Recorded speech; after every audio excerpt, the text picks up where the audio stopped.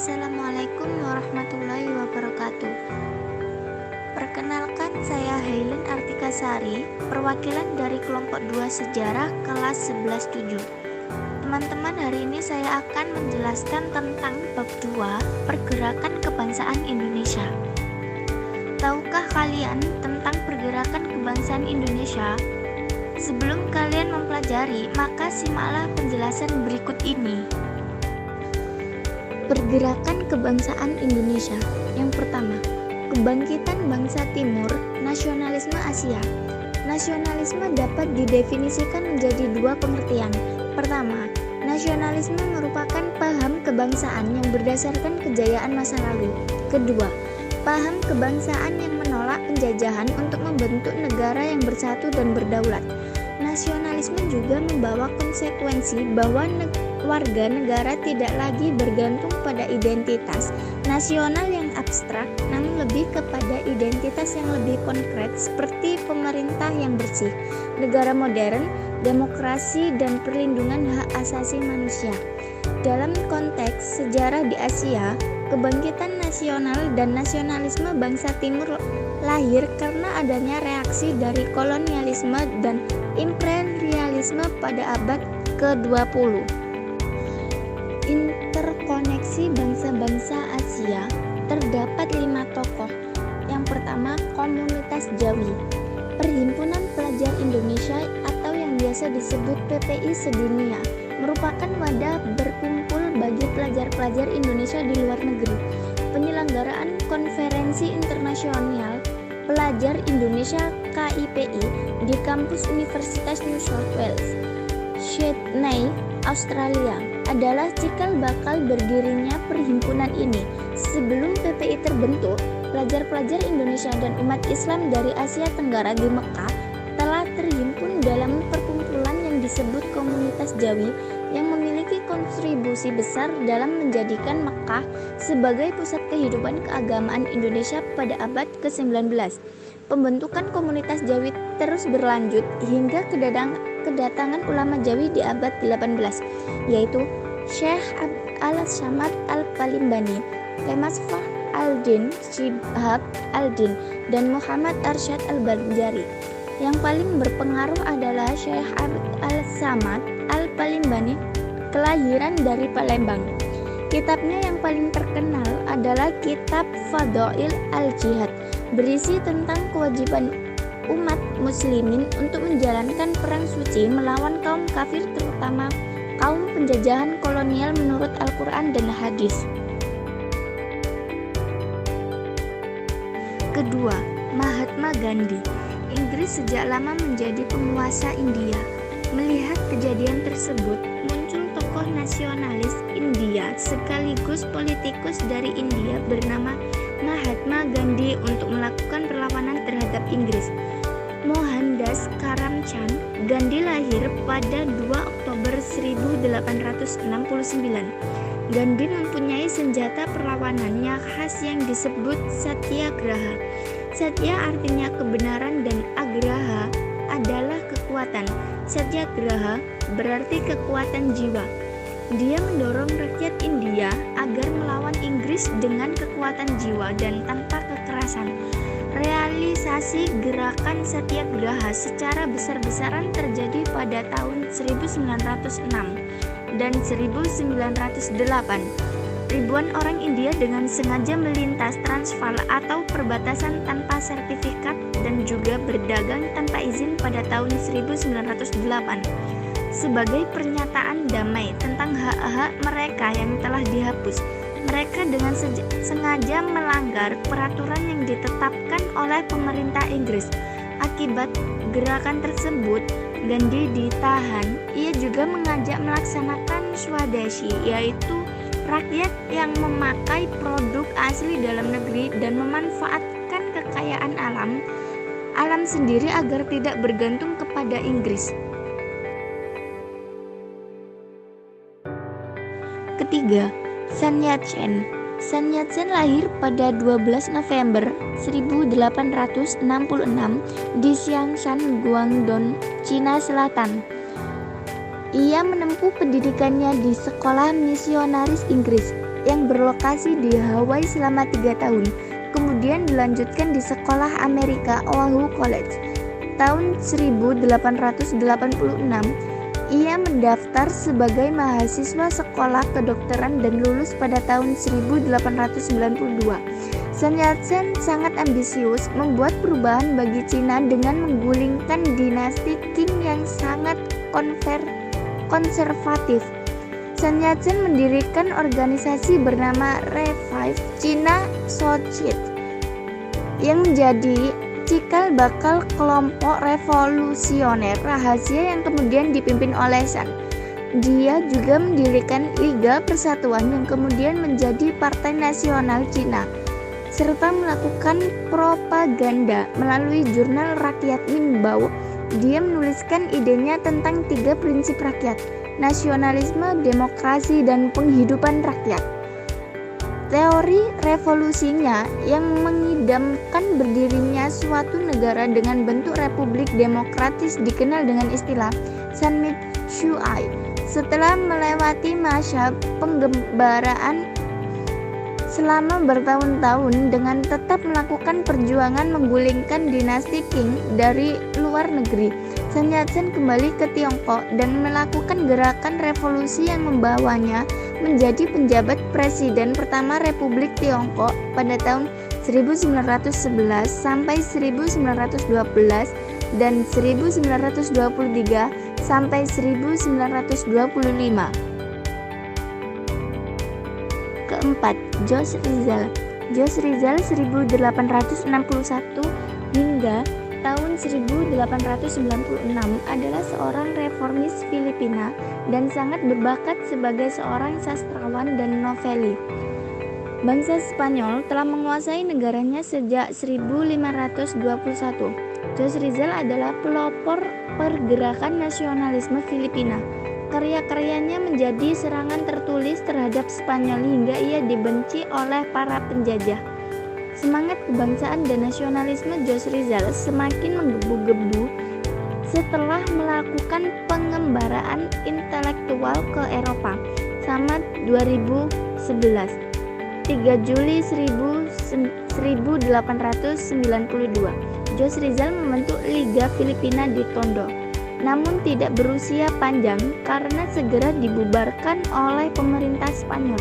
Sementara itu pada 7 Juli tahun 1892, karena tuduhan penghasutan, ia ditawarkan di Fort Santiago dan ia diasingkan di Dapitan selama 3 tahun. Ia sempat pergi ke Kuba, namun dikembalikan lagi ke Filipina pada tahun 1896.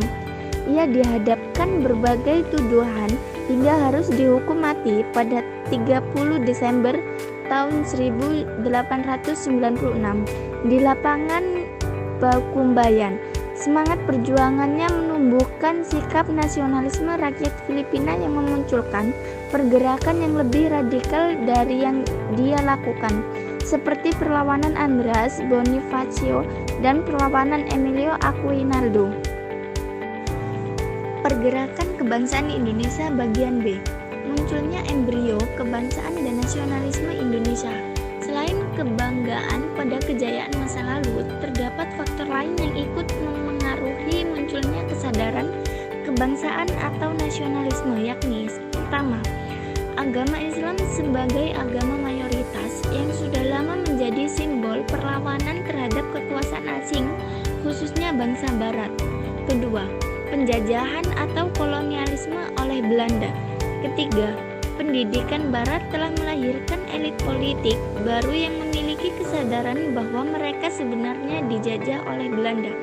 Keempat, Volksraad, lembaga perwakilan rakyat Hindia Belanda yang telah menumbuhkan perasaan nasib dan sepenanggungan di kalangan kaum bumi putera, sekaligus kesadaran bahwa pada dasarnya mereka sama. 1. Organisasi Pergerakan Nasional Budi Utomo, lahir pada 20 Mei 1908, didirikan oleh para pelajar Soviet di bawah pimpinan R. Suetomo. Berawal dari gagasan Dr. Wahidin Suedirohusodo yang menjadi tonggak awal kebangkitan Indonesia. Tahun 1907, Wahidin mengunjungi Stovia dan di depan para mahasiswa ia menyerukan agar mereka membentuk organisasi untuk mengangkat derajat bangsa. Suetor tertarik dengan ide tersebut yang kemudian bersama sejumlah pemuda lain mendirikan Budi Utomo di Batavia pada 20 Mei 1908 yang menjadi organisasi pemuda pribumi pertama di Indonesia. Salah satu program utamanya adalah kemajuan yang harmonis bagi Nusa Jawa dan Madura. Organisasi ini berakhir pada tahun 1935 ketika bergabung dengan Parindra, dan tanggal lahirnya ditetapkan sebagai Hari Kebangkitan Nasional Indonesia. Sarekat Islam Rekso Roy Makso merupakan organisasi didirikan oleh Haji Saman Hudi di Solo pada 16 Oktober 1905. Organisasi ini kemudian berganti nama menjadi Sarekat Dagang Islam (SDI) dengan tujuan untuk menggalang kerjasama antara pedagang Islam dengan memajukan kesejahteraan pedagang Islam Bumi Putra. Untuk mengembangkan organisasinya, Samanhudi menggandeng Haji Omar Syed yang kemudian diubah namanya menjadi Sarekat Islam dengan alasan agar organisasi ini tidak terfokus pada pedagang serta bercita-cita untuk menentang ketidakadilan terhadap rakyat Bumi Putra dengan ciri kerohanian yang tetap demokratis dan militan, sehingga SI disebut sebagai gerakan nasionalis demokratis ekonomis. Nietzsche Martis adalah wadah perjuangan pertama yang berwujud partai politik berideologi nasionalisme. Berdiri pada 25 Desember 1912 di Bandung. Tokoh utama IP adalah Dowes Dekker, Tipto Mangunkusumo, dan Suwardi Suryaningrat. Dowes Dekker adalah penentang kebijakan diskriminasi rasial dalam masyarakat kolonial. Menurut Cipto Mangunkusumo, masyarakat Jawa sulit mengalami kemajuan karena dikekang oleh feodalisme.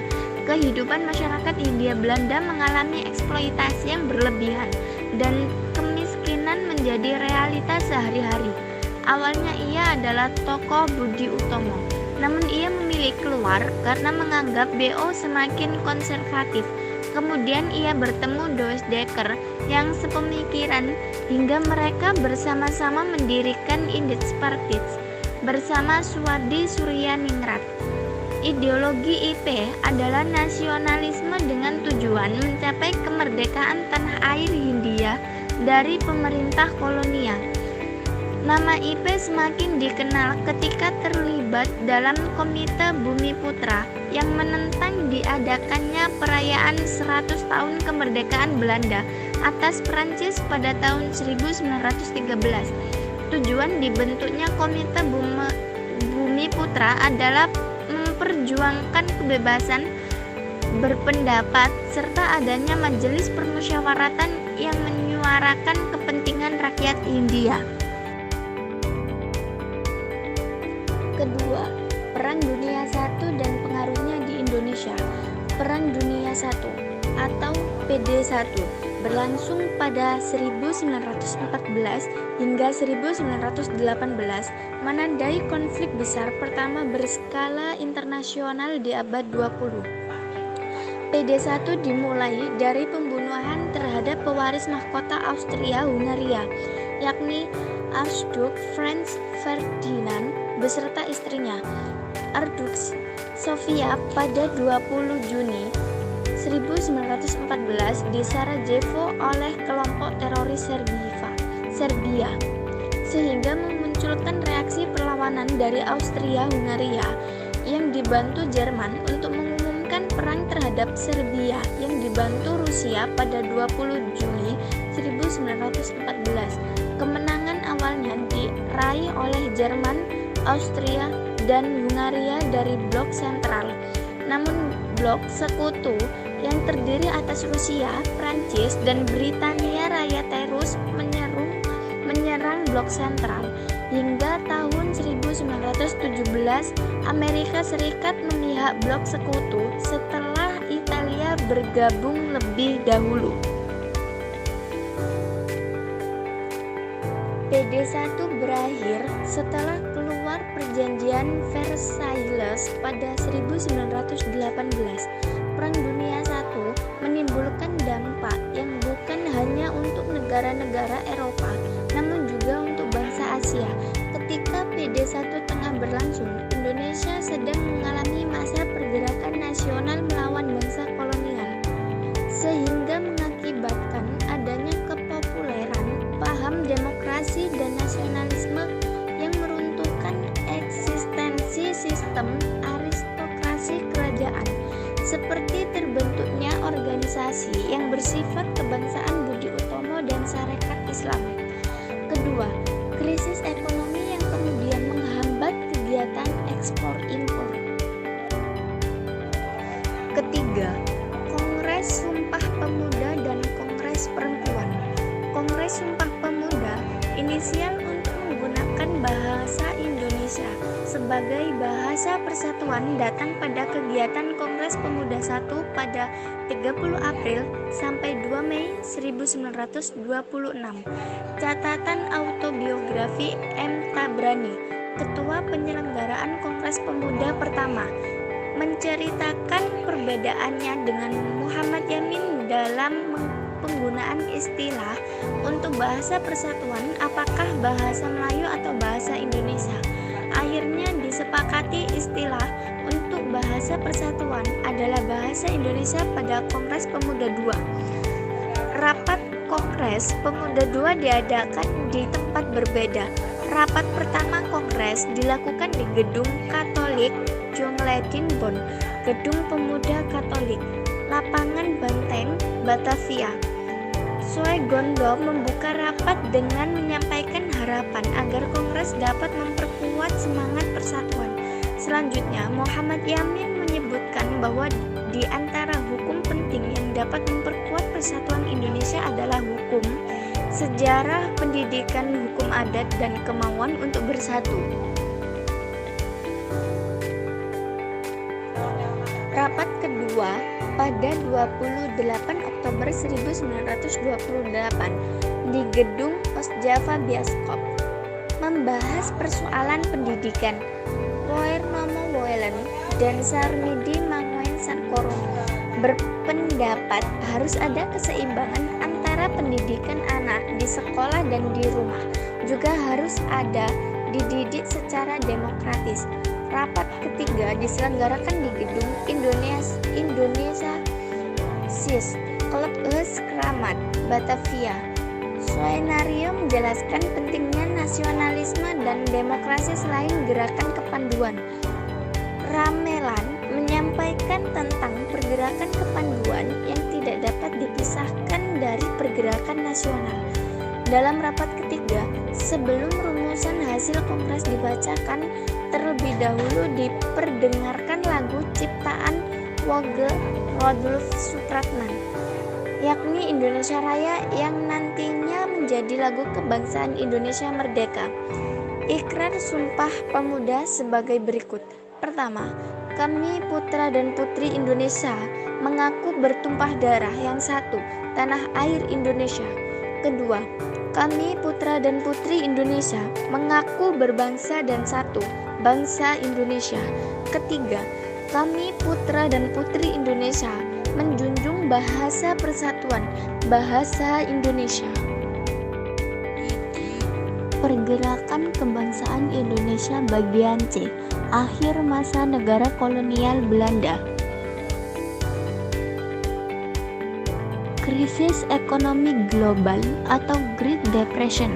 Peristiwa krisis ekonomi yang global paling bersejarah salah satunya adalah krisis yang dialami Amerika Serikat. Krisis yang berlangsung lama tersebut terbilang cukup parah hingga berimbas kepada negara-negara lainnya di dunia. Krisis tersebut dikenal dengan sebutan Depresi Dunia dan Great Depression. Amerika Serikat sempat mengalami perkembangan yang begitu pesat pada tahun 1920-an. dengan indikator peningkatan tajam pada kekayaan pada kurun waktu tahun 1920 hingga 1929. Namun ekonomi Amerika Serikat berubah drastis pada tahun 1929 ketika bank-bank di Amerika Serikat kesulitan modal akibat nasabah memindahkan tabungan mereka ke pasar saham yang berpusat di New York. Akibatnya, pasar saham mengalami pertumbuhan yang cepat dengan puncaknya terjadi pada tahun 1929. Kondisi ini juga menimbulkan bangkrutnya perusahaan-perusahaan perkebunan baik di Jawa maupun di Sumatera. Jika diurutkan, dampak utama dari depresi bagi Hindia Belanda adalah 1. Harga pasar semakin jatuh dan permintaan komoditas internasional menurun. 2. Terdapat permasalahan dalam usaha tanaman perdagangan khususnya gula dan karet. 3. Krisis keuangan yang terjadi di hampir seluruh pelosok negeri disebabkan oleh berkurangnya penerimaan dan belanja negara. Begitulah penjelasan dari kelompok kami tentang pergerakan kebangsaan Indonesia. Terima kasih telah meluangkan waktu untuk mendengarkan penjelasan materi ini. Jika ada salah kata dari saya, mohon maaf yang sebesar-besarnya. Akhirul kalam, wassalamualaikum warahmatullahi wabarakatuh.